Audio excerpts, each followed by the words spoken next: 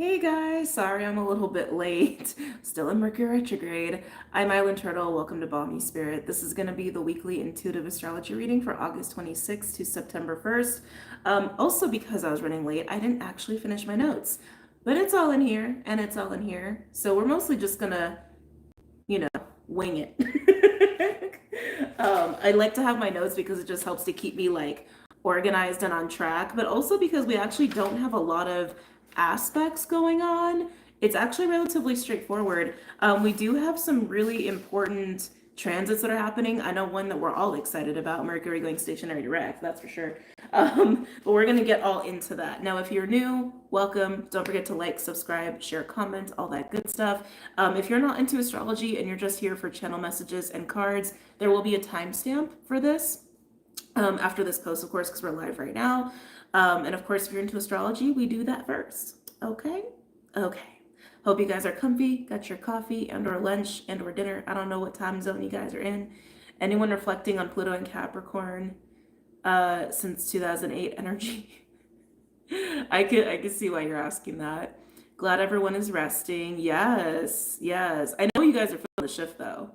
I know you guys are feeling it. I know we're feeling the Mercury going stationary direct shift. I know we're feeling the new moon Virgo shift, which I am personally excited about. I'm excited for this like crunchy August energy to be over. So happy for that to be over soon. We're almost there. We're almost there. We still got Jupiter square Saturn and all that other stuff too, though. So, nothing's perfect, but let me get timestamps organized here for a second.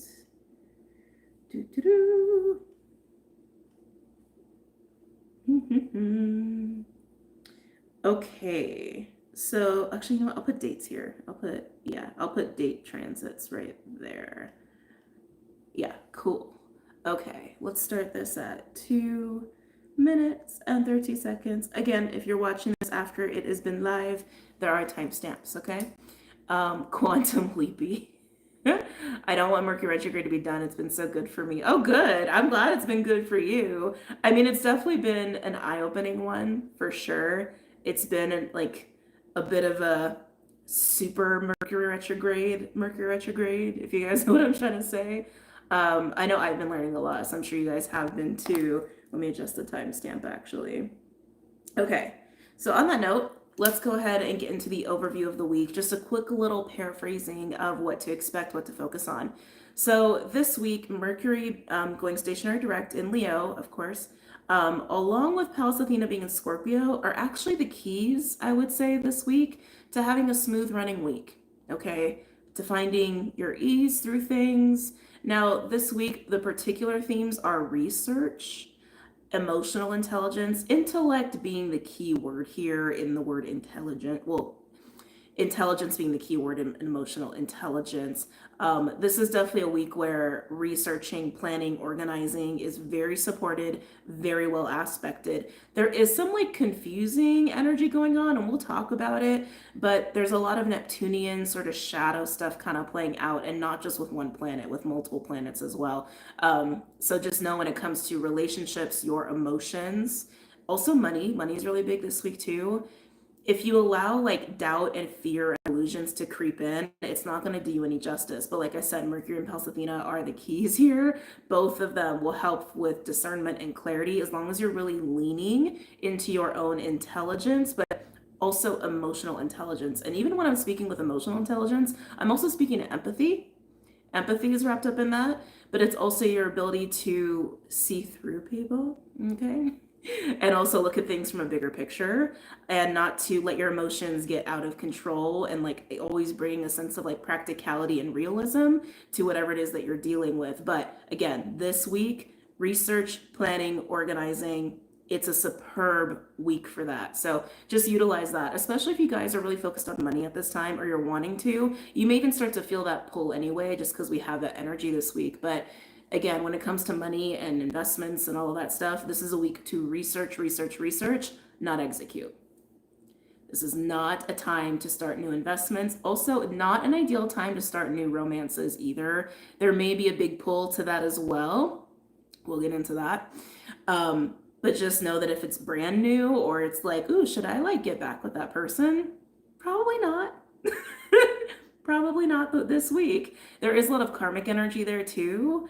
So just something to be mindful about. Okay. But that's basically what's going on this week as far as just the energy that's at play. So again, just rely on research, planning, intellect, emotional intelligence. That empathy is going to be really key too. And again, we will get into it. Just stay focused on all those things. There's also a lot of future oriented energy this week too, of just like long-term planning, legacy, that sort of deal. Also, that's why money is important right now. So just stay focused on that. And if things start to get really hairy or dramatic, just withdraw. Okay. Excuse me. Just withdraw. Just take yourself out of the equation is what I would say there. Okay. That being the overview, but let's get into some of these dates and transits really quick, just because there are a couple really important ones that I know people would want to know about and or tracking themselves. So today, August 26th, Ceres goes direct, stationary direct in Capricorn. And the sun is actually aspecting that too, but we'll get into that. Also, what's going on today is the quarter moon in Gemini. So maybe you guys are feeling a little bit of that. When we have the quarter moons in between the full moon and new moon cycles, they can add a bit of a, how do I want to say, some doubts, things like not feeling super settled. But what that does is it makes you focus on it, and then you actually get a little bit of clarity from focusing on it. So some of you guys may have already been feeling this quarter moon energy today. But on the 28th of August, that's when Mercury goes stationary direct in Leo. But like I said, just because Mercury stationary direct doesn't mean this is the week to be like, I can sign paperwork and do this and do that, because there are a lot of other aspects that say, please don't do that this week, okay? So just patience with that and just continue the planning, the researching, the adaptability, the patience, all that good stuff, okay? Now, when Mercury goes stationary direct, it will move into what we call the post shadow. The post shadow is a time of integration of whatever was coming up for you during your retrograde phase, okay? Any hard things, lessons, your own personal little challenges, whatever they may be. This is a time to really just cement those lessons and learn from that as we move through. And then September 11th is when the post shadow ends for Mercury retrograde, okay? And then the very next day, on the 29th of August, Venus moves into Libra. We like when Venus comes home into Taurus or Libra, but especially because with this particular week, there is this like, again, emphasis on intelligence, emotional intelligence, especially when dealing with people, especially when dealing with money. And Venus moving into Libra, I think, will be a nice support as it's moving out of Virgo, even though there are some aspects that are not so great with Venus that are adding to the issue. I think once it moves into Libra, it'll feel just a smidgen better. By the way, 222 people in here, don't forget to hit the like button as well. And then on September 1st, on Sunday, Uranus goes retrograde in Taurus. I'm not too worried about it. For anybody who's like not super into like the basic information of astrology, Uranus kind of has a retrograde energy in and of itself, kind of innately. It has a very like rebellious, catalytic, breaking things down kind of vibe. So when it goes retrograde, it almost gets a little bit more subdued, which is kind of nice. So I'm not worried about it being retrograde. But on that same day, Pluto, while it has been retrograding in Aquarius, will officially move back into Capricorn for the final time for the next couple hundred years. So once Pluto retrogrades back into Capricorn, it's going to sit at Capricorn 29 degrees. A lot of you know who've been watching me for a while, I call that the critical point, the critical degree. It's when a planet that is in that particular sign really exacerbates the energy of the sign that it's in, either in just a very extreme, intense way or a very shadowy way. And with Pluto being at the helm here, I feel like this last little rah-rah with like Pluto being in Capricorn, I think is actually going to be really nice. I think we're going to find some closure in terms of whatever Pluto being in Capricorn has been teaching us or helping us with for the last few years. More than a few years, but you all know what I mean, especially here in the States, because in the States, we were having our Pluto return for the United States of America. In the United States of America's natal chart, Pluto's in Capricorn. And that happened a few years ago, but the fact that Pluto is now finally closing out its time with Capricorn for this Plutonian cycle, I do. I feel like there's going to be nice closure there globally. I almost wanted to say like nationwide, I guess. Yeah, nationwide. Um, Again, here in the States, but even on an individual level. So just know that. And then October 11th, Pluto will go stationary direct. And then November 19th, Pluto will move officially back into Aquarius. And for those who are curious and don't stay on top of things, Election Day here in the States is November 5th. So it's kind of interesting, right? So we have Pluto moving into Capricorn for the final time for this Plutonian cycle, a couple hundred years, right? And then October 11th, Pluto starts to move into that stationary direct energy. And then we have election day, and then Pluto goes back into Aquarius. So I do think it's going to have some interesting repercussions here in the States, but not necessarily bad. I just feel closure with that. I do, honestly. I just feel closure. But I just wanted to mention those dates before we get into the astrology. Okay? All right. Let's see here.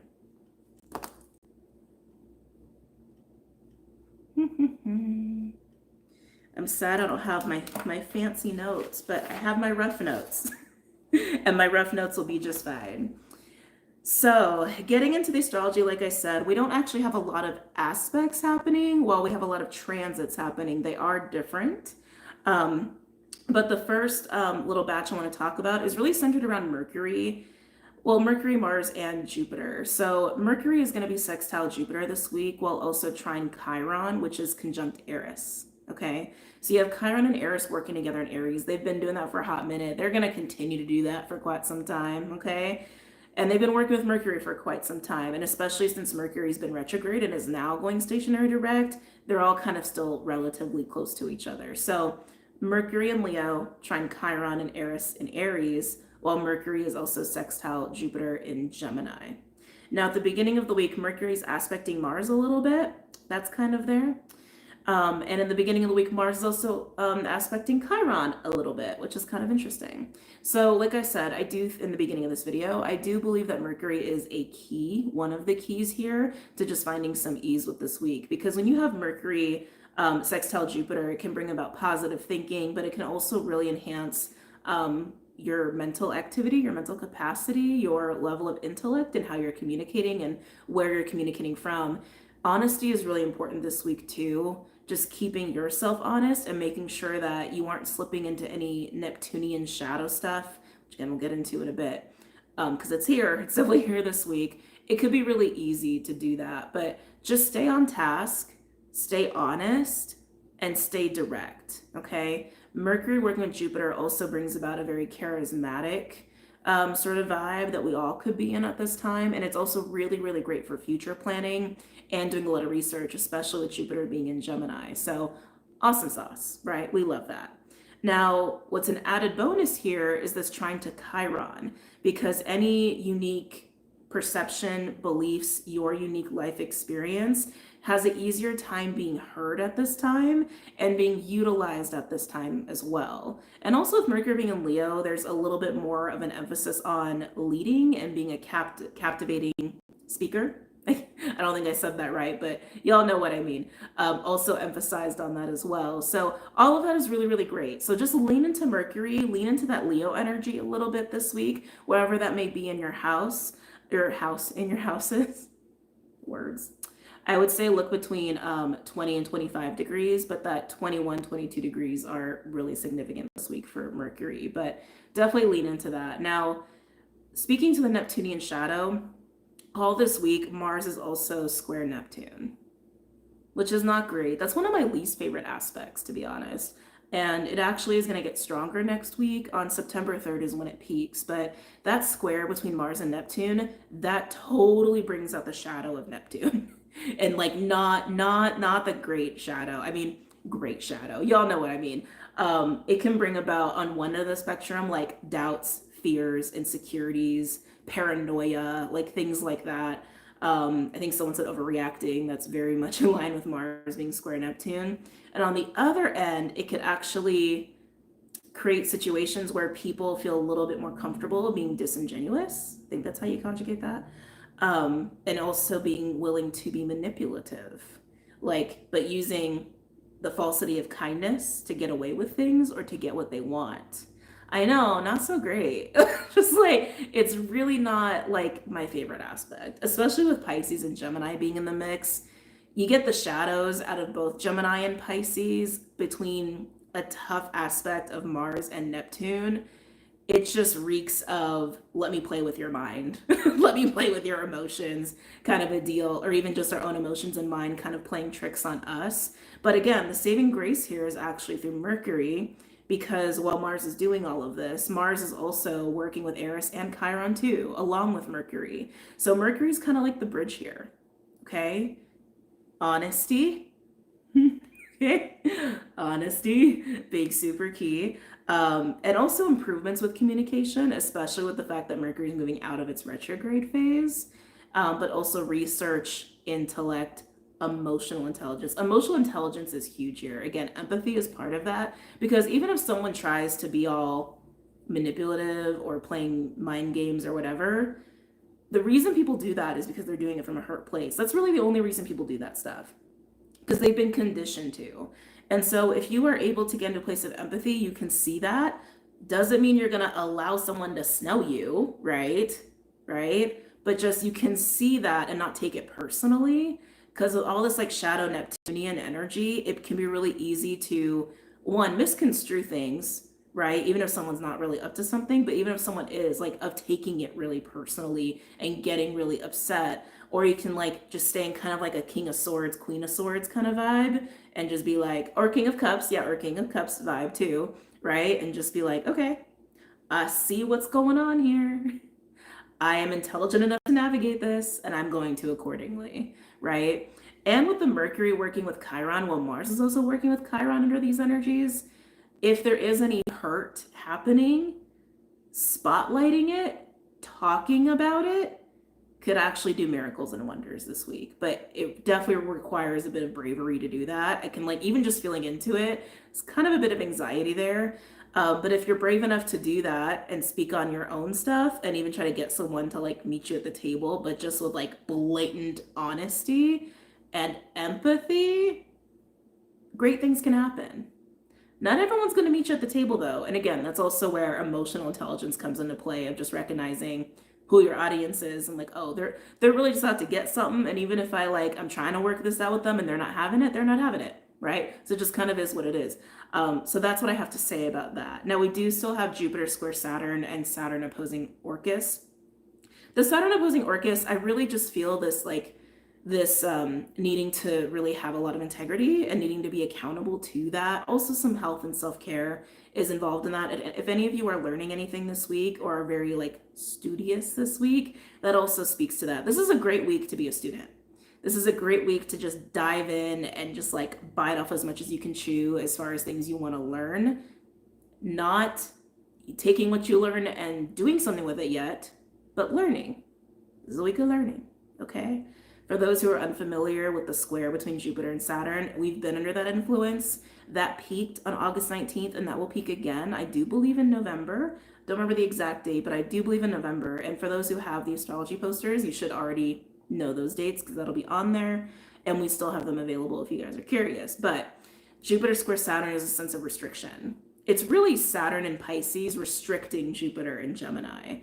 So there's a few ways that could be playing out. There could be this desire for new experiences, new environments, wanting to learn things or be social, enthusiastic, excited, childlike, playful. And Saturn's like, no.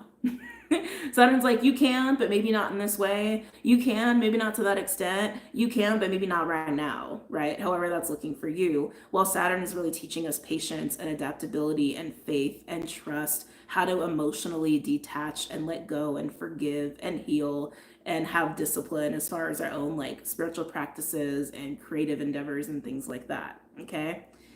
So that's the first little cluster that we're talking about. So again, just focus on Mercury, focus on that Leo energy and whatever house that is for you. Come from that place and you can't go wrong. All right, now let's talk about Venus. Do you see my face? Venus. Venus. I actually think I will do a timestamp just for Venus because she deserves it. We'll just do 20 minutes. So I get a little sip here. Okay. talking about Venus. So Venus, like I said, is moving into Libra this week from Virgo. Venus is opposing Neptune and trine Pluto this week. That opposition to Neptune, while Mars is square Neptune, which also means that Venus is square Mars, not the greatest. Just keeping it real. Not the greatest. What's funky here is that while Venus is trine Pluto, that really amps up our passion, also our craving for intimacy, excuse me, also our sense of ambition when it comes to things we're trying to create, especially in terms of money, because Pluto likes to deal in money. It's that Scorpio connection. But Pluto likes to engage with money, especially when it partners up with Venus, because Venus also likes money, because money brings comfortable things, right? So just know that whatever you're feeling really intense about, really passionate about, whether it is just sex or whether it is just like intimacy with other people, or it's your own ambitions, or it is focus on money, enjoy that, relish in it, and maintain the intellect for Mercury. But also Pluto is very intellectual, especially in terms of emotional intelligence. So also rely on that Plutonian energy to kind of keep your wits about yourself, I'll say, because this aspect also can bring about new romances, specifically karmic ones, or making you think about karmic relationships that need to be resolved at this time. While that's happening, what makes this extra funky with that opposition to Neptune that Venus has, that definitely creates confusion, okay? That creates fantasy. And especially while Venus is in Virgo towards the beginning of the week, it's really, really highlighting how important it is to like stay realistic, to keep your wits about you no matter what's happening. That also can bring about manipulative people as well, just because Venus opposing Neptune, right? It's just kind of how it goes. So keep your wits about you, no matter what's going on. Just really, really be on top of your shit at this time with people and with anything that you are thinking about investing in money-wise, because those things just seem to be really huge right now. Anything else I want to mention about that? Oh, I will say this is a fun time to experiment with like clothes, makeup, hair. Like it's actually a really fun time for that. So if that's like a fun outlet for you, I would totally indulge in that. But just, yeah, dealing with people this week, just be careful. Be careful, be aware, be on top of your shit, and stay in that like high level of emotional intelligence when you're dealing with people this week, okay? And definitely don't jump in any new relationships right now. I would highly advise against it. I would actually probably wait till next week. I haven't looked at everything going on next week, but even with the new moon being next week in Virgo, I do think there's something about that. So just be mindful. If you wanted to see where this could be happening in your chart, just see where Venus is, which is going to be from Virgo 26 degrees to Libra 3 degrees. So I would actually just make that a bigger range of 25 degrees Virgo to 5 degrees Libra is what I would say with that. If you're curious about that. And just on a side note, I mentioned it earlier, but the sun is going to be trine Ceres. Well, Ceres is in Capricorn and the sun is in Virgo. That's really just going to help us be more focused on our long-term goals and resources and legacy and cultivating our futures, which again is already kind of at play anyway with Mercury being sextile Jupiter. So again, this is a week to focus on the future. Do research, learn, plan, to get ready to execute later. That's where I will keep my focus this week. That's where I am keeping my focus this week for myself. And I just advise that for you too, okay? Now, the last bit, remember what I said about Pallas Athena being in Scorpio? Now, in the beginning of the week, Venus is sextile Pallas Athena, but for the entire week, Uranus is opposing Pallas Athena, Neptune is trine Pallas Athena, and Pluto is sextile Pallas Athena. So Pallas Athena is getting a workout, okay? And she is sitting in Scorpio. She's been in Scorpio. She'll move into Sag, I believe in January, if I'm not mistaken. I could be wrong about that. Why do I feel like it's January? I feel like it's January, but I could be wrong, so don't quote me on that. But, so what role is Pallas Athena playing in this? Well, she's in Scorpio. Pallas Athena, for those who are unfamiliar, she's kind of Libra in nature. She's about wisdom, harmony, resolution. She also really likes causes and missions as well. Like basically standing up for something that's important or even some sort of calling in some way. A little similar to Vesta, not quite to like the full blown like blueprint, this is my purpose kind of feeling. This is sacred to me kind of way, but Pallas Athena just likes to make things right, but from a very wizened, knowledgeable place. So with her being in Scorpio, it brings about that need for emotional intelligence or coming about it from that way. And Scorpio energy isn't known for being empathetic, but Scorpio energy is empathetic, especially when it is with working with Pallas Athena. So again, empathy, compassion, intellect, like straight up intelligence, but also emotional intelligence. That's what she's bringing to the table here, okay? And that it definitely goes hand in hand with your ability to see through people, see through their behavior, right? It almost has this vibe of like, because I'm hearing listen, listen, listen. It has this vibe of listen to what's not being said. That's very like just like emotional intelligent driven, right? Listen to what's not being said. Feel the energy, read the energy, watch people's body language, watch the words people are using. Like it's stuff like that to be mindful of and just let people show you, tell you without telling you, so that you can navigate things accordingly. Now, if you're not dealing with people this week, I'd kind of be surprised if you weren't. But if you're not dealing with people this week, just allow that to also get you really focused on whatever it is that you're researching, planning, organizing, thinking about with your future, because Scorpio is very focused.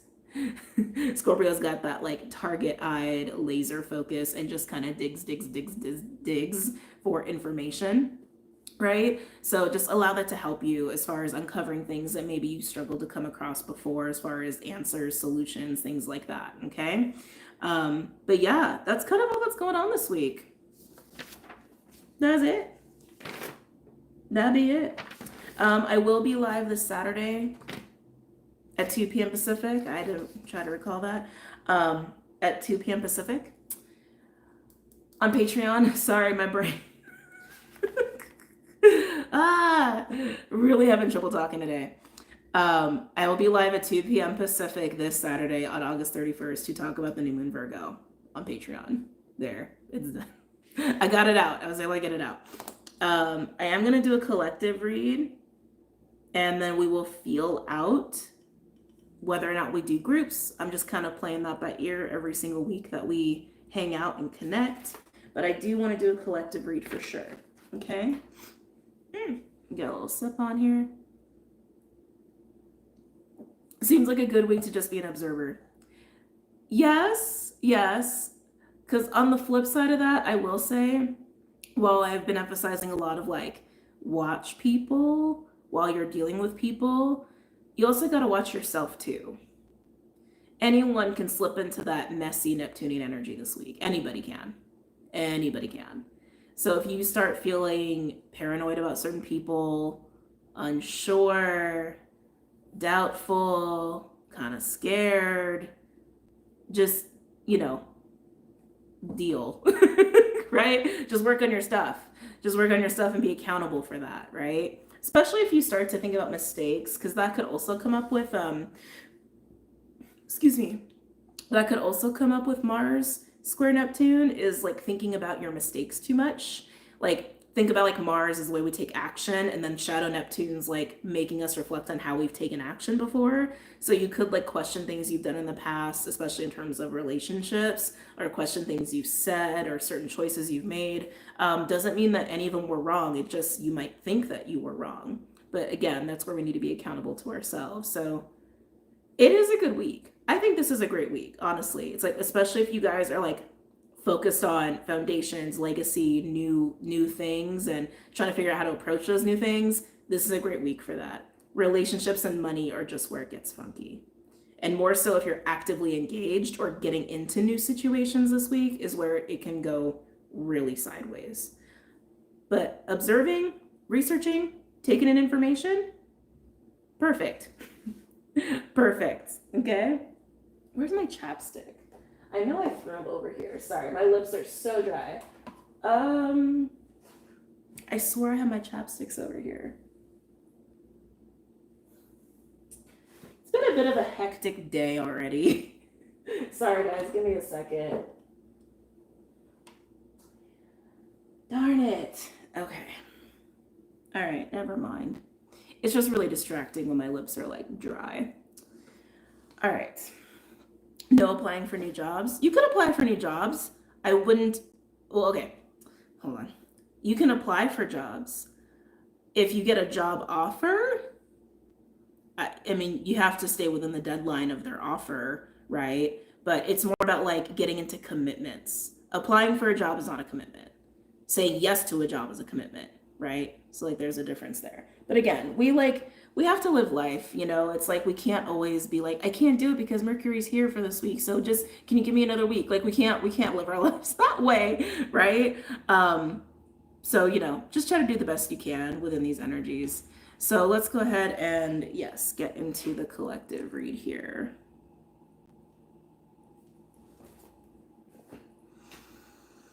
Okay, I was kind of feeling the Star Codes Astro Oracle a little bit. We'll see. I'm definitely feeling the Herbal Astrology. Definitely feeling that one.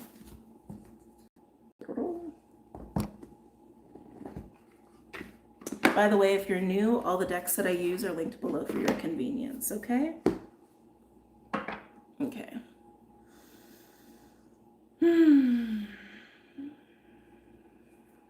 Any messages or insights for the collective this week?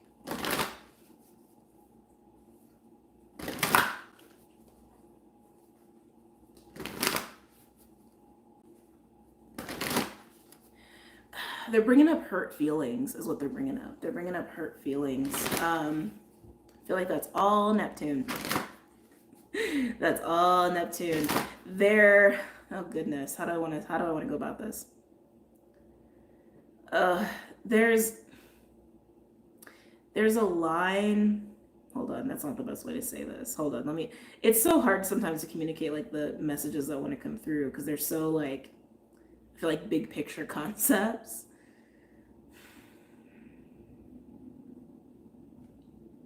Someone's behavior is separate from our emotions, right? Another person's behavior is separate from our emotions. We can acknowledge our emotions, our triggers, our hurt, our irritation, whatever it may be, right? That may be coming up in response to someone's actions, but what we feel does not equate to truth behind the motivations of their actions. I don't know why they wanted me to say it that way. It's like, I've also noticed too, sometimes they have me say things a certain way to like bypass programming. Because sometimes when you use certain words that like people have heard a lot, it just immediately comes, like it hits their programming versus allowing like new neural pathways to be created, right? But that's how they wanted me to say it. I already forgot how I said it. Just because we're feeling something in response to someone's actions or behavior doesn't mean that what we feel is the same as the truth of what drove their behavior. That's how they want me to say it. I think there are easier ways to say it, but that's how they want me to say it. Okay.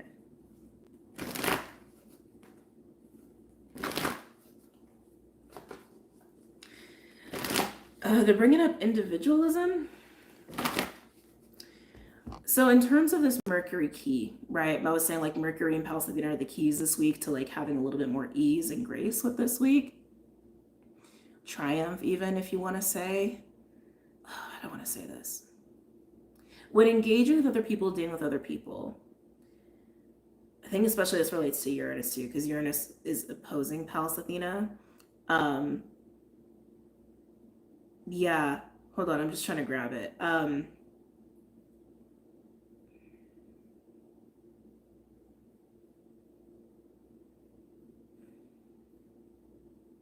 When it comes to individualism, you versus other people. There is a separation between us and others in the way that I described, of like another person's actions versus your own emotions, right? But in terms of being heard, right? Because that's something Mercury's helping us with. In terms of being heard and bringing your unique perspective to the table, maybe even talking about your feelings, or maybe talking about something you want to try to get people to focus on. I feel like that's like navigating certain situations. In terms of doing that, it's important to not be extreme in your individualism. Be strong in it, own it, because there does need to be a separation, but there also needs to be a coming to the table. And that's where Pallas Athena comes in, right? So it's like, yes, be an individual, but don't be so extreme that there's no room for other people's individualism. Good Lord. Okay. That ties into some of the collective energy we've been in recently, of understanding what it means to be a collective. It's the sum of different parts, right? It's the sum of unique parts, unique individuals makes a collective. But there needs to be room for everyone's individualism, everyone's uniqueness. All right, any messages or insights? Finally got there.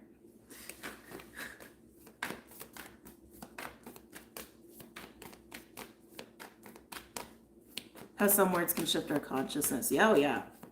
Oh yeah. Any messages or insights for the collective this week?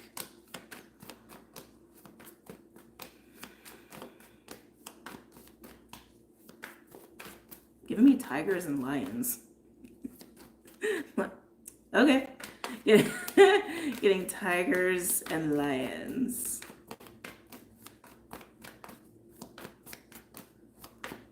I feel like those are personal synchronicities. Tiger feels very empowered. Lion feels wise, honestly. That's what I'm feeling with that. I'm feeling like tigers, if I had to choose one word, like tiger's coming through with power behind it, lion's coming through with wisdom behind it. We might get the Rue card, we'll see. Any messages or insights for the collective this week?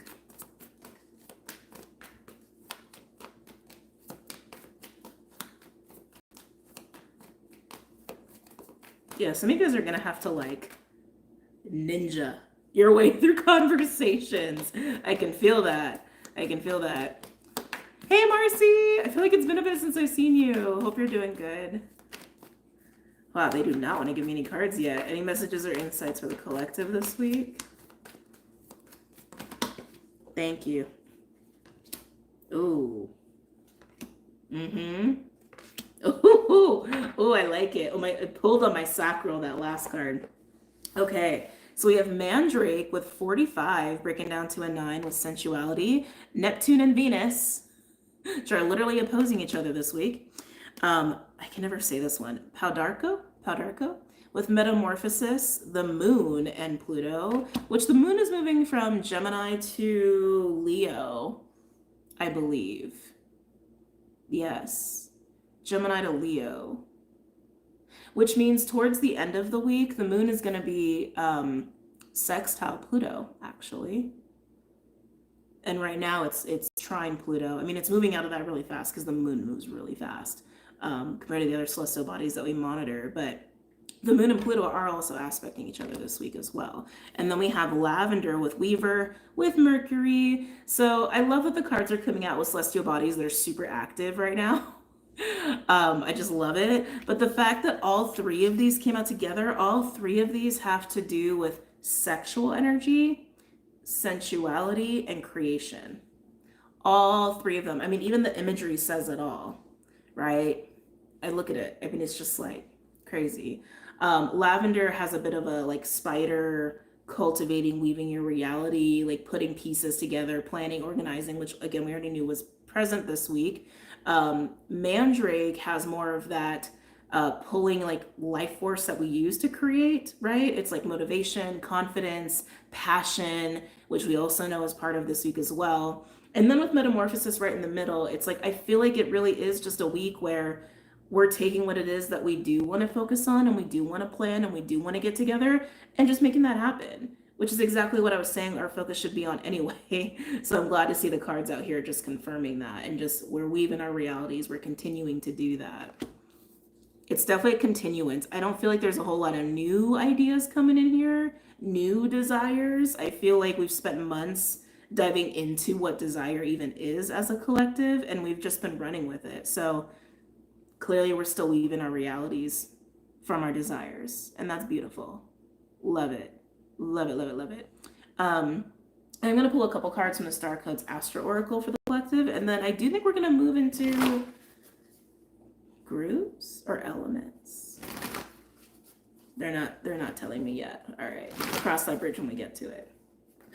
Did I do a timestamp? Oh, I did. Oh, thank God. I was gonna be really sad if I didn't. Okay. Any messages or insights for the collective this week? They keep showing me that tiger and the lion, but the tiger is like the one they're really emphasizing. Really, really emphasizing. I feel like it also has a beauty component. While I was getting a lot of power, I'm also getting beauty, just the word beauty with that. Even radiance. Some of you may be radiating this week. Now, because we do have Venus trine Pluto, and we have a Mercury sextile Jupiter, just know that the sexual energy is amped this week, okay?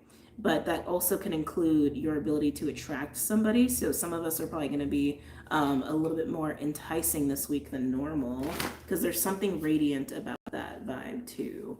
Let's see.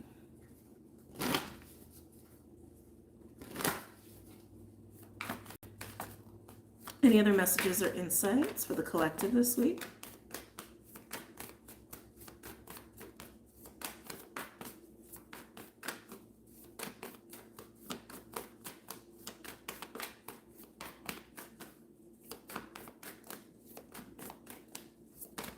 Some of you are still dealing with expectations.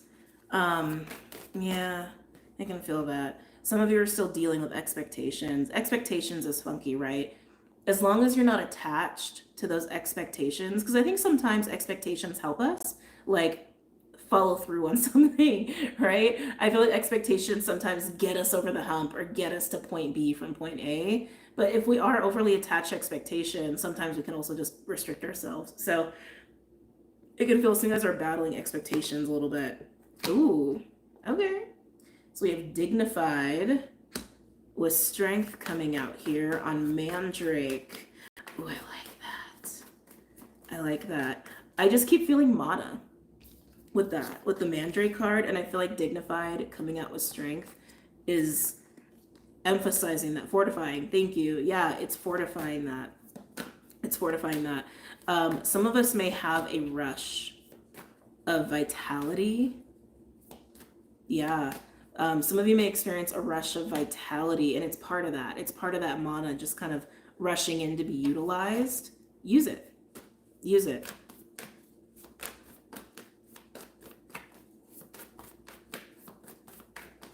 Woo. Interesting. So now we have Aquarius with 11 collaborate on Paudarco. So remember what I was saying before, it's like about this emphasis on the collective. Like what makes a collective is it is the sum of different parts. It is the whole of unique parts, right? And I feel like that's why Aquarius is here. And I just, like I said before, I'd be shocked if you weren't dealing with people this week, because there seems to be so much emphasis on that, on communicating, getting people to hear you, getting people to see you, getting people to acknowledge your unique ideas or what you bring to the table. And even, you know, for anybody who's going to be dealing with the shadowy Neptunian energy, right? It's like needing to come together with people who may be acting out of distorted ways or their own fear, and needing to help navigate the situation to where just truth can be put on the table and be spotlit. That's what I'm feeling here with Aquarius coming out. There seems to be some evolution in terms of your individualism and how that fits into the collective and even community, your community, whatever community that is, whether that's friends-based, family-based, work-based. And the plans are going to coincide with that. I just heard plan. Here's her plan, and the plans are going to coincide with that. But I feel like it's more of a personal shift of individualism, holding on to individualism and navigating collectives. Feeling stronger in that, feeling more capable in that, feeling more confident in that. That's what I'm feeling there. All right. And then lavender. Tell me about lavender for the collective, please.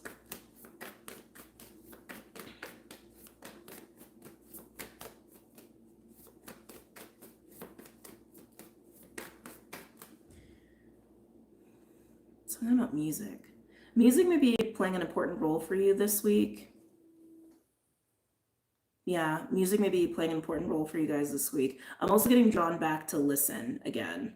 Like, listen to what's not being said. Listen to what's not being said. Listen to what's not being said. Almost like trying to hear a song that's like not being played. I'm sure some of you have heard the concept of soul song, that we all have our own unique soul song, right? It's like, you know, I kind of look at that as the vibration of our souls, right? Whether you want to equate it to actual voice or actual music, right? Or someone's unique medicine or just like uniqueness, however you want to look at it that way. But I'm also getting it like that. Like, really listen to the vibration of somebody. That's so interesting. But it's the same thing as listen to what's not being said. I'm picking that up with lavender. And then we have, oh, well, Cancer with immerse, the mama of the zodiac, right? Literally the card of empathy, compassion, healing, all that stuff. And Cancer does like to take care of people. Cancer likes to be involved with other people. As you are weaving, planning, researching, also going through a potential shift in your own individualism, right? Just know that there is this capacity, especially in terms of the emotional intelligence, to bring that to the table with whoever it is that you're dealing with, okay? To be empathetic and compassionate, not a doormat, right? But it's like, hear what's not being said. A Cancer knows how to do that. Listen when that's not being said. Hear the song that isn't being obviously played. To navigate and continue weaving, especially with other people. I also feel like, along with the listening, I also feel like being pulled to it too. I can't help but feel that. Like being pulled to what's not being said, being pulled to the song that's not obviously playing.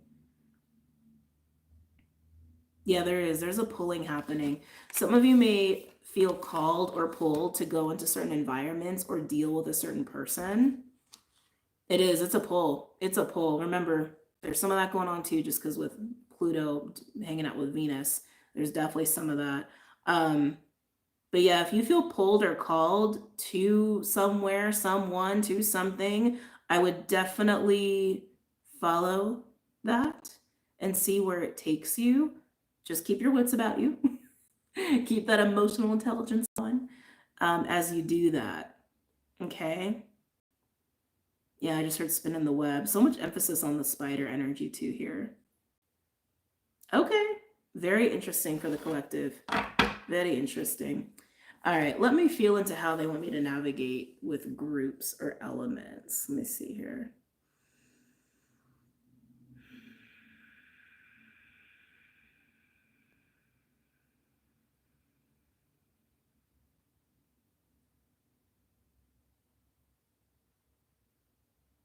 Am I doing elements or groups? Okay. They recommend groups today. I leaned into elements for a second and they were like, no. It's like, oh, okay. All right. So let's see here. For those who are new, oh wait, hold on, let me do a timestamp here. 49:09. Okay, so for those who are new, the way that the groups work, I literally just tune into a collective within the collective guided by my team, okay? And as I start to pick up on things, I'll tell you what I'm picking up on. But as far as determining what group you're in, just use your own discernment, okay? Use your own intuition there, okay? Sometimes they give me crystals, animals, little things like that. So Just getting into group 1. Something about lightning. Lightning, thunder, cracking, something sudden. Oh wait, hold on, timestamp. Something sudden. I'm getting Smokey quartz. Maybe you're under a tower, group 1. Something feels like something's just hitting you out of nowhere. Yeah. Yeah, group 1, something is just like, boom. Like that's how it feels. Like lightning, right? Like lightning, like thunder. Loud, sudden, boom. Smoky quartz is really good for, it's a really good stone for protection for anybody who, likes crystals. It's also really good for just supporting spiritual strength and holding on to the self. It's really great for that as well. Yeah, what is happening, group 1? What is happening? I'm a little nervous. Little nervous for you. We're actually not going to do, I was thinking about doing the Power of Elements Oracle, but I think I'm going to use Animals and Fae instead. So yeah, we're going to do that. We'll start with Animals here for group 1.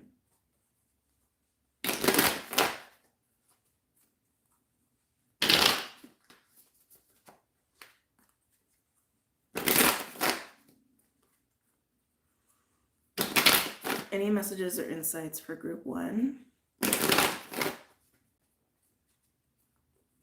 Any messages or insights for group 1?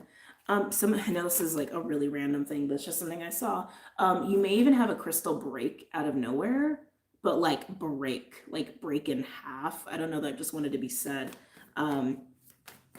It just feels like something big is about to happen. Any messages or insights for group 1?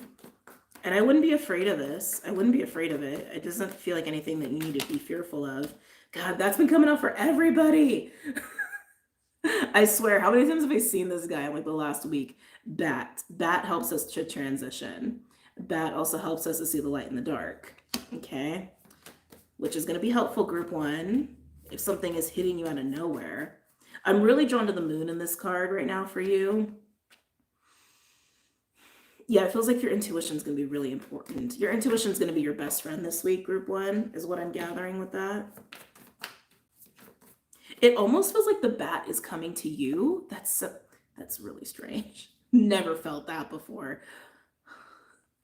It is. It's almost like the bat is coming to you, and your intuition will give you a heads up, but I still feel like something's happening really sudden.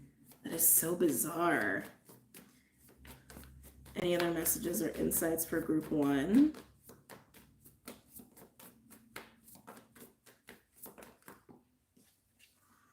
Yo, wow.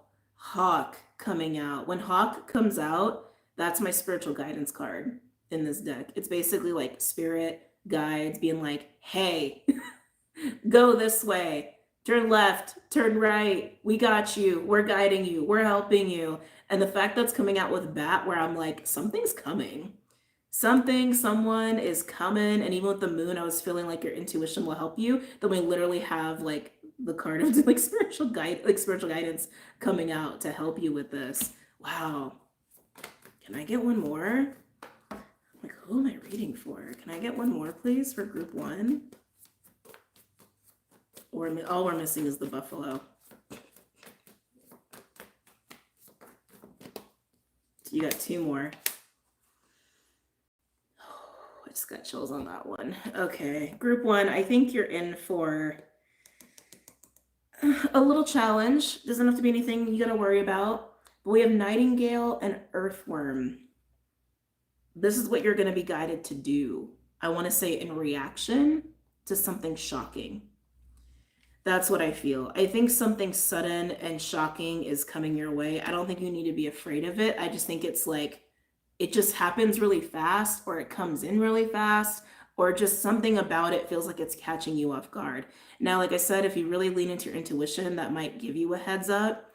I still feel like it's meant to throw you off. Because then with Earthworm and Nightingale, Earthworm is being uncomfortable. Earthworm is almost like a Fool energy where it's kind of like a 0 point. Like it's something very new and very like foreign and haven't navigated before. It's like that. And then with Nightingale, that's a vocal energy. That's communicating, that's saying something, right?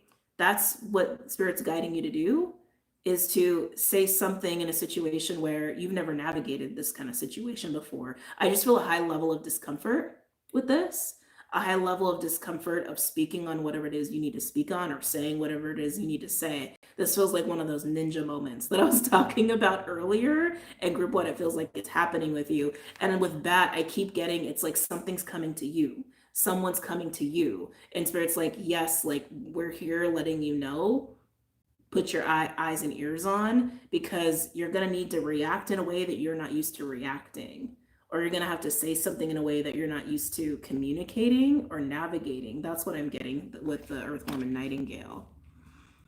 Wow. All right, let's get into the Fae. They're showing me King of Cups. I feel like that's going to be beneficial for you to be in that energy. Could it be another person being in that energy? It could be another person being in that energy, but it will benefit you. It will benefit you to be in the King of Cups energy. That's a very strong sense of emotional maturity and intelligence, like unwavering, no matter what chaos comes your way, you know? I keep feeling shock. Any messages or insights for group one, please? But remember, truth, no matter what, truth, it can be really tempting this week to just not be as honest, or to say something to pacify a situation, or to just make something stop. Like it could be really tempting to do that this week. But if you are brave and you speak the truth, you'll be very surprised at the results. Guardian in the Gates.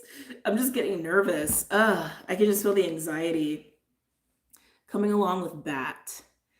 Guardian in the Gate is a threshold. Like literally the image also illustrates that. Again, I keep getting like someone is like, it's like a crash. Yeah, it is. It's like a crash. It almost like something's crashing the gate. Something's crashing the threshold into your reality, into your space. That's how it feels. That's how it feels. Something's crashing your gates.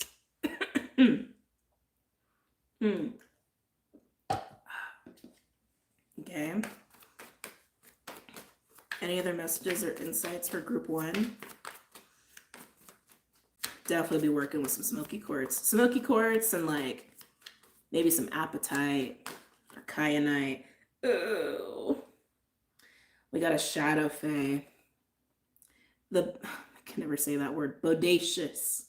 Back in the 70s. The Bodacious Bodak. It's a bit of a lurker. You can see by the way like the illustration is. It's a bit of a lurking energy.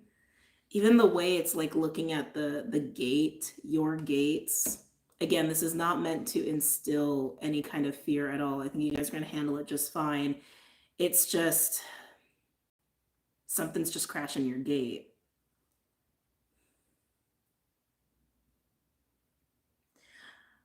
I would also just try to keep your emotions in check here, because I can feel fear coming in. I can feel fear and paranoia coming in through the Bodacious Bodak. It is best to not be afraid of whatever this is, okay? Because I don't think it's anything you need to fear anyway. I really don't. I really don't think it is. It's something you're going to handle, and it's going to be different and uncomfortable, but it's not anything to be afraid of. And I can feel it. Like a little bit of fear and paranoia might be getting the best of you here. So just keep that in check. Not for all of you, obviously, but any other messages or insights? Yeah, even Spirit's like, yeah, you're fine. Like, don't be afraid of this. Don't be afraid of this. Don't be worried about this. Oh, he of the fiery sword with Nightingale. Oh, I love it. I love it. So he of the fiery sword is a like divine masculine principle in this deck, but also specifically speaks to cutting through things. You will be able to cut through any weird, chaotic, shady, whatever that might be part of this, because not all of you have something shady happening here. Some of you, this could be a really positive thing. It's just different and you're just not used to it, right? But if there is anything shady part of what's happening, your truth, your voice will cut through the bullshit. Also, why it's really important to not feed paranoid thoughts or fears, because sticking with the truth, sticking with the reality, and only bringing reality, only allowing truth and reality, that's going to make things run very smoothly. Okay. Wow. All right. Get one more. Can I get one more for group 1, please? So eager to see what the tarot says. Yeah, I think this is, yeah, okay. I'm glad this card came out because I feel like this is confirming that for most of you, this is going to be a very positive experience. So we have death coming in with Earthworm. Death in this deck speaks more to the new beginnings that are born out of death versus like an actual ending. Hi, Sam. Hi, Sam. It's been a bit. So I love that this is here with Earthworm after this like very brave, just being very honest and very vocal and cutting through any bullshit, right? It almost is cementing something new for you. Some of you, it's just a new skill, a new social skill, a new communicative skill, right? Some of you, that's just what it is. But others of you, it like starts a new beginning. That's so fascinating. Okay. So for those where it's starting a new beginning, you've probably been on the precipice of a new beginning for a while.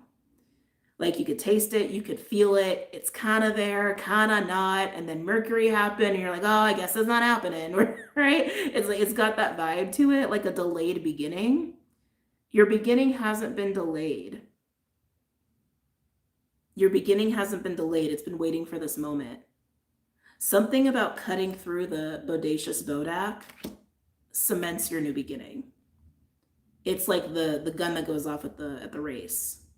That's what starts this new beginning. And it feels like it has to coincide with your ability to courageously and authentically speak and stand in your truth. That's what that feels like. Again, not all of you is a new beginning. Some of you, it's just cementing a social skill here, okay? Ninja skills. Social ninja skills. Let's get some tarot out here and then we'll move on.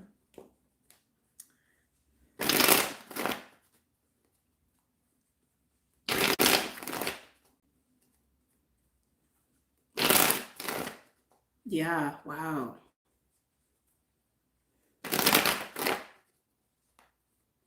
Any messages or insights for group 1, please?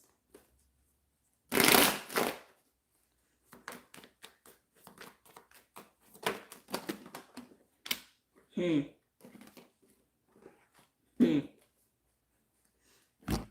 show you guys in a second. So with Bat and Guardian in the gate, we have Ace of Wands here.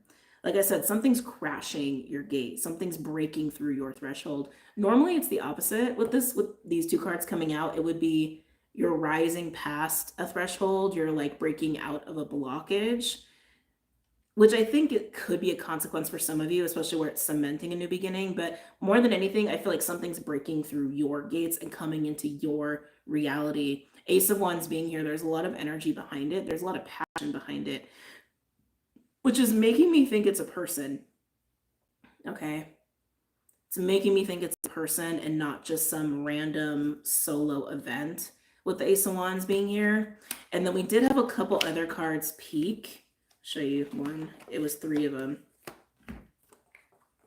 These cards came out. Emperor, 9 of Wands, and the Queen of Cups. I feel like this is you guys with your gate and someone's trying to crash your party. That's what that feels like to me, with the Emperor literally standing outside the gate. I definitely think this is a person. This is a very specific reading. Emperor could be somebody who is like literally runs a company, head of household, someone of status, someone of title. Could even be someone who's like older than you. Could even be a mentor or a teacher. But I feel like someone is like trying to crash your gate. which tells me you must know them. They know you, they at least know you. Like, I don't think this will be somebody that would not know of you. This doesn't feel like a weird fated, like bumping into a stranger and something crazy happens. This feels like somebody trying to crash into your gates here, in whatever way that's going to take form. If this is work related, this is definitely somebody trying to throw their weight around, like power wise, like in a power dynamic. If this is work related, even if it's relationship related, but especially if it's work related, that's totally what's going on here. It's almost like disturbing your peace. I hate to say it that way, because with the Queen of Cups and the Nine of Wands, I feel like you're very contained. I think you're very contained, and it's like this is also indicative of somebody who's very self-reflective and somebody who has a lot of emotional depth. With the Nine of Wands, they don't really exert that out. A Queen of Cups in reverse would like totally blast in their emotional stuff, but I feel like you have a lot of emotional things going on, but it's like very internalized. And I don't think this Emperor likes that. This Emperor may have other stuff going on that's driving their intensity to break down your gates. And it could be because maybe you're withholding some things or some information. I just keep getting that, like withholding information or withholding emotions, not in a way where you're like emotionally unavailable, but just like you have a lot more going on than you let on, is what I want to say. And I feel like this Emperor wants to break through. Huh. All right. Let's look at the Bodacious Bodak. Totally feels like a source of paranoia. Okay. And shadow.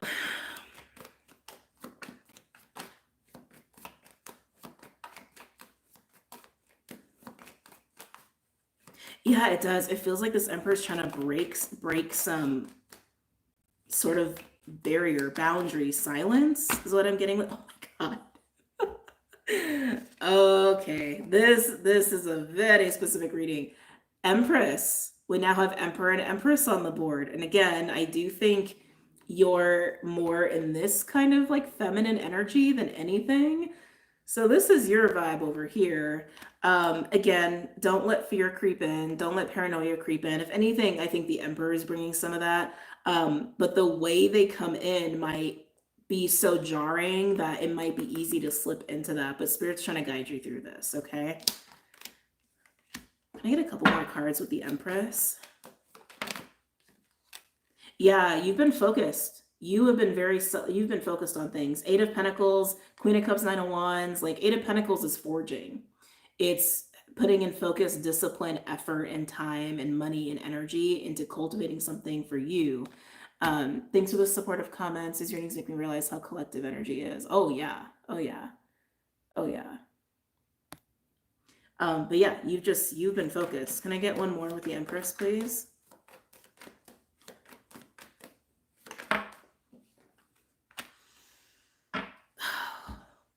Oh, yeah, paranoia.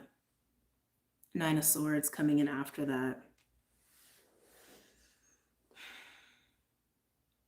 Don't let this Emperor get the best of you. Okay? Don't let this Emperor get the best of you. That's all that wants to be said. Don't fall prey to the Nine of Swords energy. Stay here. Stay here. And if someone's crashing the gate, like I said, I feel like that's actually what throws you into the Nine of Swords. That's what creates doubt, paranoia, fear. But the key is to use your voice. The key is truth. Keep things real. Don't let your fears come to life, okay? Tell me about Nightingale and He of the Fiery Sword. And again, especially if this is a work situation, because if this is work, you've clearly been working. You've clearly been working. You've been doing your thing. But if you're dealing with a boss, literally an emperor, maybe it's also this like power struggle and it's like not enough, or there's some like performance shit going on. Only you would know that if that applies to you, but I can definitely see how this could be work for a lot of people. But let's look at Nightingale and He of the Fiery Sword. Yeah, I feel like this is totally you. Tell me about Nightingale and He of the Fiery Sword for group 1.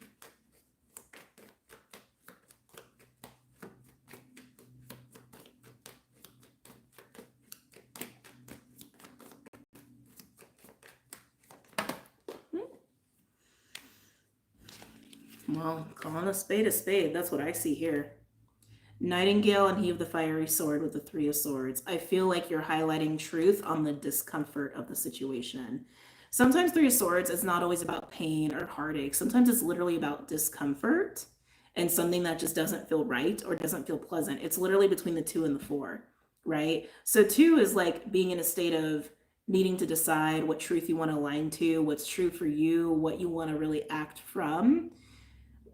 And then as you do that, it puts you in this place of discomfort before you find true peace with it with the Four of Swords. But yeah, I feel like that's what this is. You're speaking to the discomfort. You're putting a spotlight on it. Tell me more. Tell me more for group 1.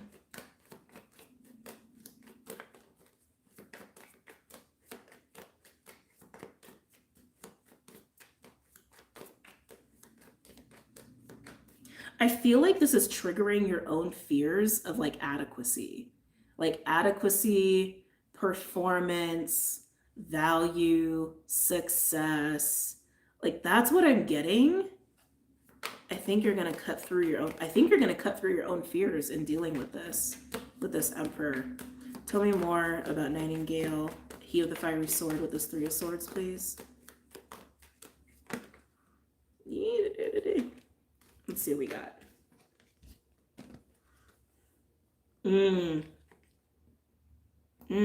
Interesting. So Three of Swords, King of Wands, Hangman, and the Four of Wands. That Four of Wands feels like the new beginning that I'm feeling over here with Earthworm and Death. What you're trying to get to, what your goals are, even whatever it is you've been putting so much effort and time and money and energy into. And again, if this is work, it's just really getting to some sort of stability and congratulations with your performance and what you've been doing at work. And there's this discomfort with this situation happening here, also in terms of your own capability of leading, your own confidence, your own courage with this Hangman energy being there. Yeah, I feel like what this is coming down to, this is a moment where you're going to cut through your own fears, okay? You're going to cut through your own fears and insecurities by saying what needs to be said. Because even with the King of Wands and the Four of Wands, that King of Wands energy, I just feel like it really is about your confidence. It's about your confidence and your capability, which is already something I was feeling over here was getting triggered with you. It's going to set you free. And sometimes that happens. Like sometimes we get caught up in a conversation or a situation with another person and it's their shit they're bringing to the table, but you learn a lot about yourself in the process. And that's what I'm getting for this with you. You're going to realize how capable you are, how powerful you are, how valuable and worthy you are. Even if someone like tries to bring it to you that you're not, or project something onto you that you're not, or try to like dominate you. Yeah, interesting. All right, let's close this out with Earthworm and Death real quick, and then we will move on. I may only be doing 2 groups today. I'm not feeling 3. May only be 2 groups today. Tell me about Earthworm and Death for group 1. Tell me about Earthworm and Death. The way the cards have been coming out lately, my goodness. Hold on, putting all of these back. Okay. We have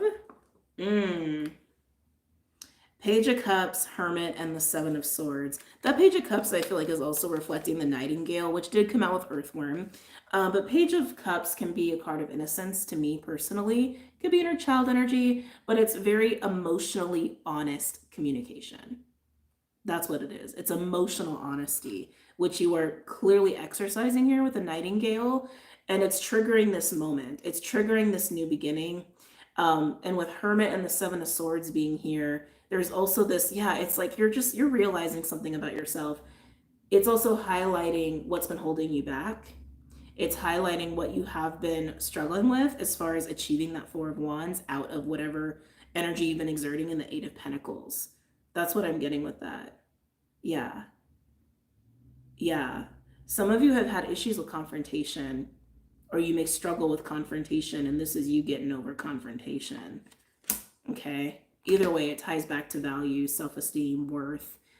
confidence, all of that. It ties back into that, your own capability. It all ties into that. Okay? Very interesting. All right, let's move on. See what we get for group 2.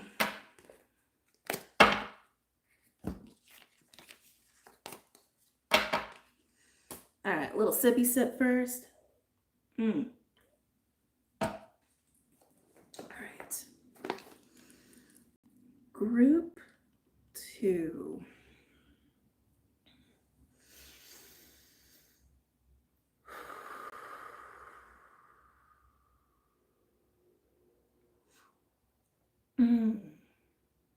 What do we got going on group 2?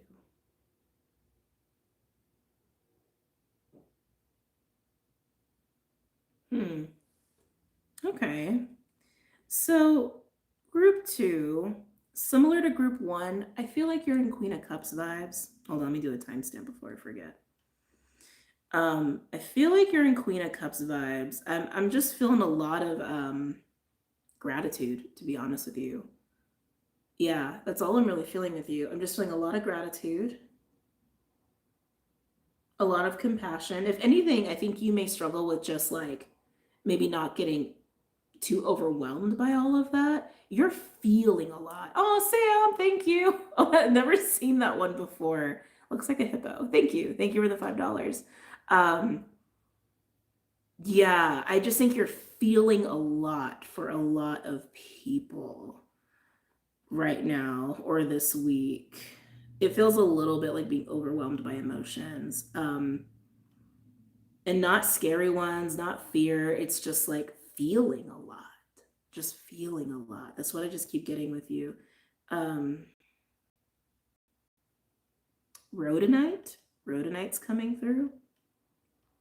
Maybe worth doing a little bit of grounding, extra grounding this week. Rhodonite's really good for working with the earth, but it also is a heart-centered stone and helps with the root chakra as well. Yeah, it feels like you need to ground out your emotions, group 2. That's what I'm getting with you. Yeah, that's what I'm getting with you. Let's go ahead and get deeper into this, okay? Doing some animals first. Oh, look who's on the bottom. Tiger.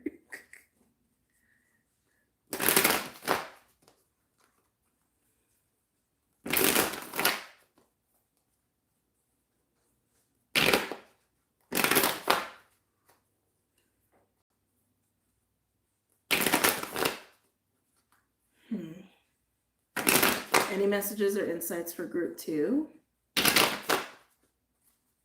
Now I'm starting to get some red going on in here.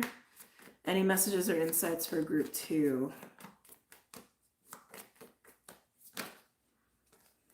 Oh yeah, well, no wonder you're feeling so much here. We have Eagle and Frog. So Frog is literally the card of emotional purging, like crying, getting it out, feeling things, letting all of things move through your heart. Like that is Frog energy in this deck. But Eagle coming out is a card of mastery, specifically with the elements of air and fire, even though this is technically an air card. It kind of is akin to the World card, where we go into major new beginnings and closing out like life lessons, like big life lessons. Some of you guys could be in your Saturn return. God, you're feeling so much. Some of you may have recently really gotten deep into your heart space here. Kind of feels that way. It feels like you are opening a lot of things for yourself as well, but I just feel like you can't stop feeling everything and everyone. Is what I keep getting with you. It's like with this ushering in of Eagle, it's great. It feels good. And I can feel your gratitude for whatever this fresh energy is coming with Eagle. But at the same time, I just feel like you're feeling everything. That's all I keep getting. You're feeling everything. You're feeling everything. I think some of you guys are working through some guilt actually too. In this, I feel like that's part of what's triggering the Eagle. Some of you are letting go of guilt. Some of you are letting go of shame.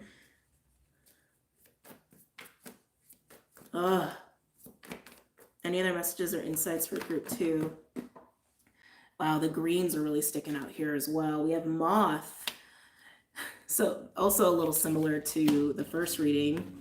Moth is an inevitability of like attraction. like moth being drawn to the flame, right? It's like an inevitable magnetism or a coming together is what moth is here. Hold on, it actually was more like that, wasn't it? Yeah, it was. So as this eagle energy starts to move, there is something happening really fast in your reality. Something's coming together. You are reaching some sort of like point in your journey that you have been wanting to, getting to point B from point A, and it feels really good, but I can't shake all the emotion from the frog. I can't shake it. And greens are sticking out like a sore thumb for you as well. So again, something really beautiful is happening. Can't stop it, don't want to stop it. That's amazing. But there's so much of this. There's so much of this in your energy. Oh, all right, let's go ahead and pull some Fae. See, more of this emotion is coming through. Yeah, I feel like you've crossed the finish line. Like, I want to say you did it. Whatever it is that you did, I feel like you have accomplished whatever it is that you were hoping for. An experience is about to happen that you have been wanting. You're about to get what you want. Like, that's what I'm getting. But I can't stop feeling all of that.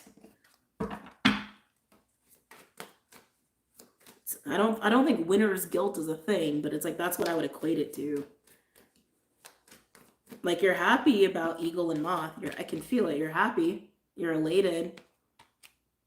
It may be requiring you to let go of some things, though. Hold on. Am I taking these? No. All right, fine. Spitting so many cards at me. Can I get a card for frog, please? For group 2.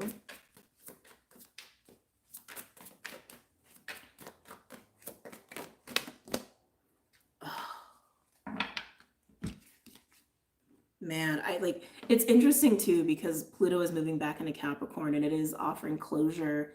And I feel like closure's been coming up. Like in group 1, you guys definitely had some closure with however you are using your voice, right? And then look, with Frog, we have Soul Shrinker. You're getting closure on the Soul Shrinker. And I gotta be honest, it's got this vibe of just like something or someone's just got a hold on you. That's how it feels. And it's like you're moving into some really beautiful new energy that I can feel you're excited about. There's no stopping it. It's happening. But you're still here. Soul Shrinker could come in many forms, but Soul Shrinker is basically the impact of toxic words and toxic thoughts, like judgment, criticism, tearing somebody down, even if we do it to ourselves, right?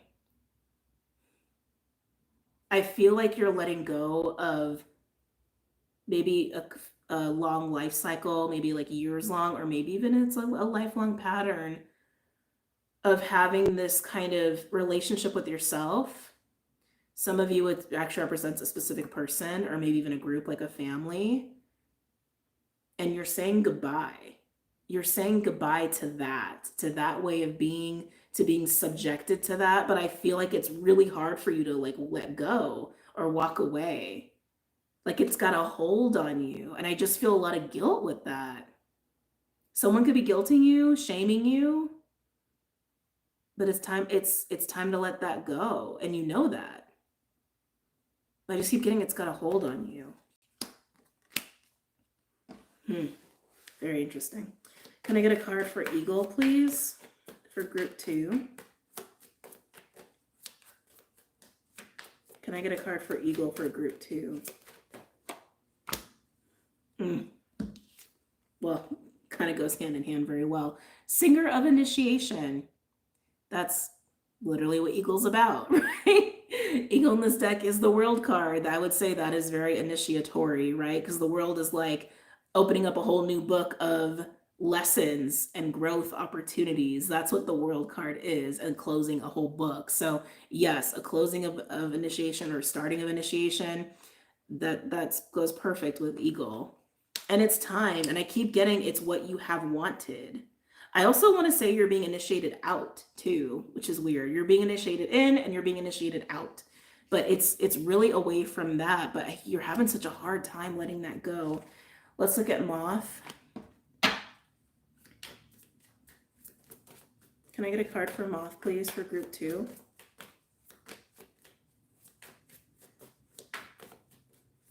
Hey, I keep hearing inevitable with Moth. Inevitable, inevitable, inevitable. The greens. Luathus the Wild. I love that with Moth for you. It's kind of playful. Luathus the Wild is literally just like fire. And it's just this like passionate impulse to just go and just do and just right? And with Moth, again, this is inevitable meeting of Moth to Flame, right? But it's coming with this initiation, it's coming with this new fresh energy, and I keep getting it's something you've wanted, and it also is coinciding with excitement, passion, fire, play. I'm getting some playful energy in there too. It's like I want to say it's this is so weird how some messages come through. Whatever it is that you are like meeting, merging, connecting to, it's just as excited to meet you there as you are to finally experience it, is what I'm getting. Just like so interesting. You gotta let go of this. You gotta like this is holding you back so much. I just like, of all the really great things that are coming in for you, this is mostly what I feel is this guilt of getting away from the soul shrinker. This like shame of getting away from soul shrinker, which tells me for most of you it's a person or it's some sort of group, and for some of you it's your own tendency to negative self-talk and beat yourself up and be hard on yourself, and that's learning to have compassion and grace for yourself, right? But I can tell you're struggling with it. Let's go ahead and pull some tarot cards here.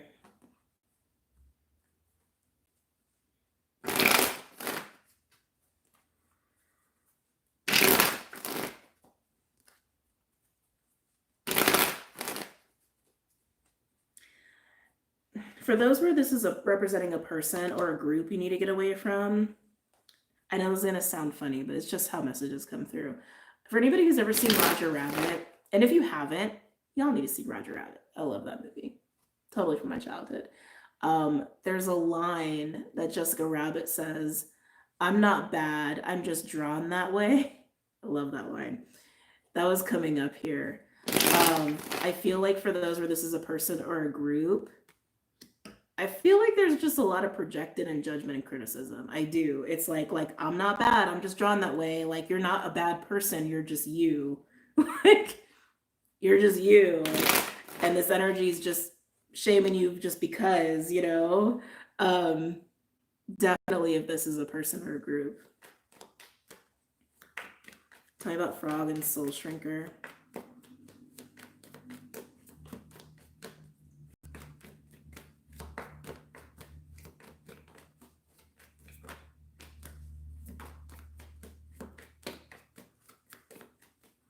Tell me about Frog and Soul Shrinker.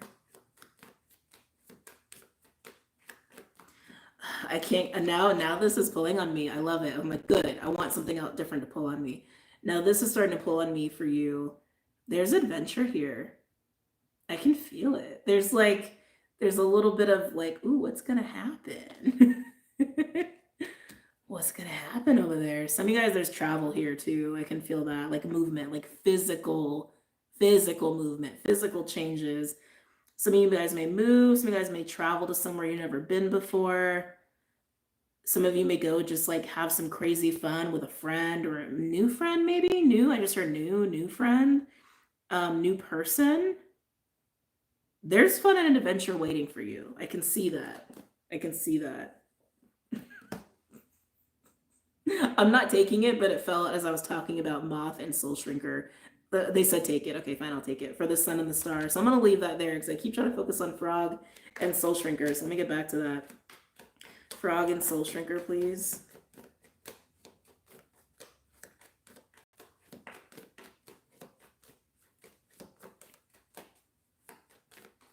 Group 2, I feel like you've had a lot of hurt as a result of this Soul Shrinker energy.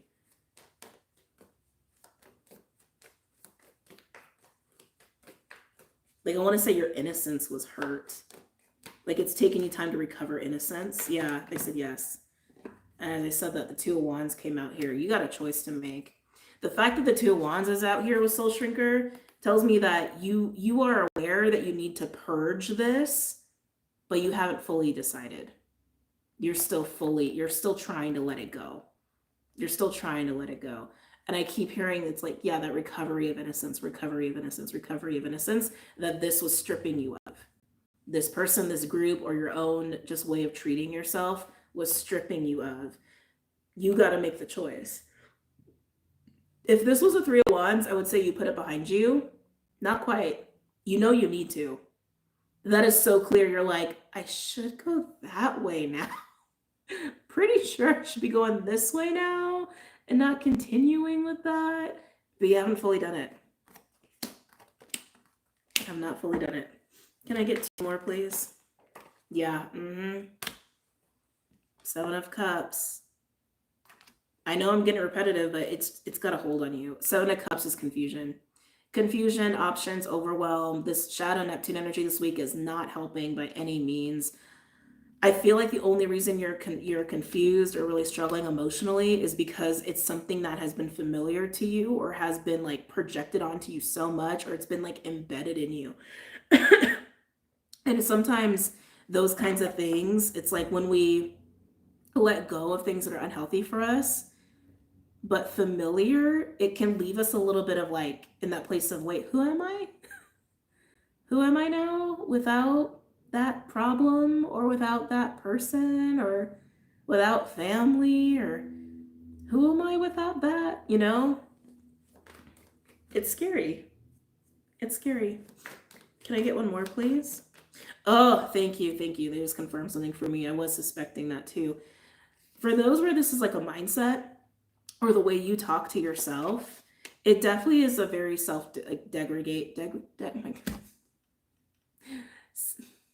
I can't say that word today. Degradation. Beating yourself up, essentially tearing yourself down. It's actually a behavior you learn to do that, how do I want to say, it's, you know how humans are, our psychology is so fascinating. Behaving in that way of stripping yourself down, criticizing yourself, maybe even telling yourself you can't do A, you can't do B, you're not going to do C, actually kept you from success. Kept you from success, kept you from experiencing certain levels of joy that you really wanted to. But doing that protected you from losing the potential joy that you wanted anyway. So it's like, I'll hurt myself to avoid getting hurt later, even if you didn't realize you were doing that. It's a very subconscious kind of a thing. The Pluto energy will definitely help you like suss through that. But I am getting that for some of you. Can I get one more, please, for group 2? I mean, even the word soul shrinker, right? It's like keeping yourself small. Oh, I'm getting busy. Can I get one more for group 2, please? You know what? It's interesting too with the Seven of Cups. What's standing out to me on the Seven of Cups is this like shadow man. I mean, I've known he's been there, but you know, certain things call out to you. I feel like that's literally representing like Neptune shadow illusion, right? It's like, it's not real. It's not real. And there's the Three of Wands. What did I say? What did I say? When you get to the Three of Wands, it will be clear you've put it behind you. You're getting there. It's literally, Seven of Cups is literally sitting between the 2 and the 3 for you. It's illusion, it's projection, it's fear, it's doubt, it's paranoia, all of that stuff. That's the only thing that's separating you from being stuck with this soul shrinker and truly being free from it. It's the only thing. It's the only thing. Let's move on to Eagle and Singer of Initiation for group 2. Let's see the new energy that's being ushered in for you here.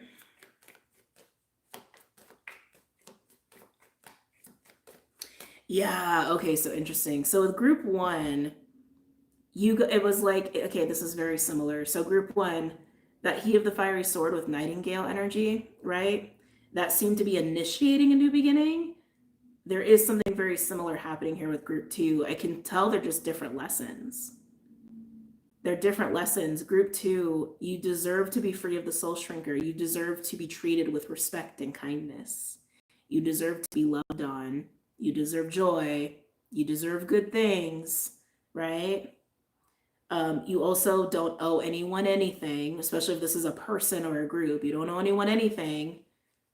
That is your lesson that you are liberating yourself from this week, okay? Because as I was tuning into Eagle specifically, like that's what I was picking up on. Like this will fully start once this is learned, once this is totally let go of. But that's a free will choice. That's a free will choice.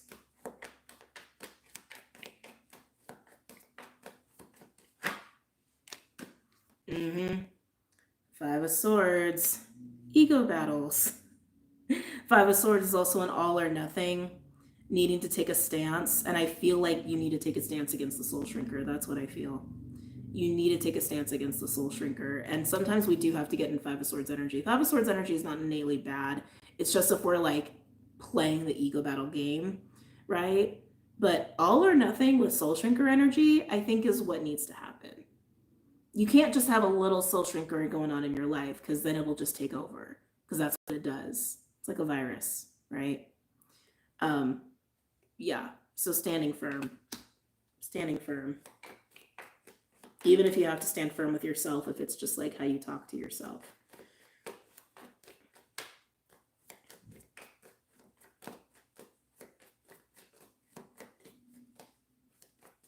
I also want to say it's not your fault. It's just what's coming through. It's not your fault. But again, guilt, right?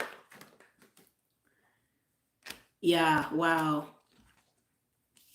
I'm still going to get one more, but with Eagle and Singer of Initiation, we have Five of Swords and Chariot. This is your time to be done, okay? Chariot is a victorious energy. Five of Swords, all or nothing. This is you standing firm and being triumphant and moving in this really, really beautiful direction for yourself. But only you can do it. It is your free will to go from the Two of Wands to the Three of Wands by letting go of the soul shrinker once and for all. Can I get one more, please, for group 2? Yeah, look at that, the full card. Happy times. Free, totally free, right? Because I feel like you're chained to this. I feel like you're chained to that. The Fool ain't chained to anything or anyone, nothing. The Fool is totally free. And that is what awaits you here if you can let go of the soul shrinker. Now, like I said before, with Moth and Luathis the Wild, we did get the Sun and the Star out already, which is amazing and beautiful. The Sun is also a star, technically. Just felt the need to say that. But Leo and Aquarius going on here. So some of you guys, there could be a partnership of some kind, a bestie of some kind, a friend awaiting for you to play and frolic in this like fun, passionate energy. But this is a new beginning where there's joy and there's healing and it just feels really, really good. It also is a card of wish fulfillment, which I already was getting before the cards came out, that this is something you've been wanting and you're getting it. Can I get one more, please? To go with the Sun and the Star.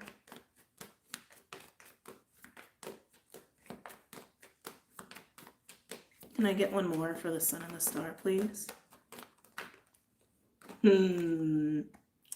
Page of Cups, my card of innocence, emotional honesty. Like, doesn't that feel so good? That feels really good to me. Again, you got some really beautiful energy awaiting you, but you're the one who's got to leave that behind. I know it's hard. I know you feel tied. I know it feels familiar, but it's really the only way to make this happen, and it's totally up to you, okay? Okay. I don't think we're doing a third group today. I think we are completing there. Very similar energies, but very different lessons going on there. Very different lessons, okay? All right, guys, I'm going to bounce, but again, thank you for joining me today. And Sam, thank you for the $5. Again, I really appreciate it. The signs will post throughout the week as normal. And just a reminder, I will be live on Patreon on Saturday, the 31st at about 2 p.m. Pacific to get into the deep dive of the new moon Virgo. Is there anything else? I feel like there's other things, but they elude me at the moment, which is fine. If it's important, I will post about it. And also, if you guys are curious about other videos, don't forget to check all the tabs for lives and shorts and videos because they separate them out. Not just for me, but for all of the YouTubers that you guys watch. It just, it helps us to remind everybody to look for videos in that way. But anyway, that's it. I'm going to go. Have a really great Monday and a great week, and I'll see you guys soon, okay? Take care. Ah! Oh my God, Tess. Just as I was closing the live, I saw that come through. Whoa. Thank you. Incredibly, incredibly generous. Thank you so much. Really, really appreciate the support. You have no idea. So just, I wasn't gonna close out, but I had to say thank you before totally getting out and seeing that. So again, thank you guys. Now I'm gonna go. All right, take care.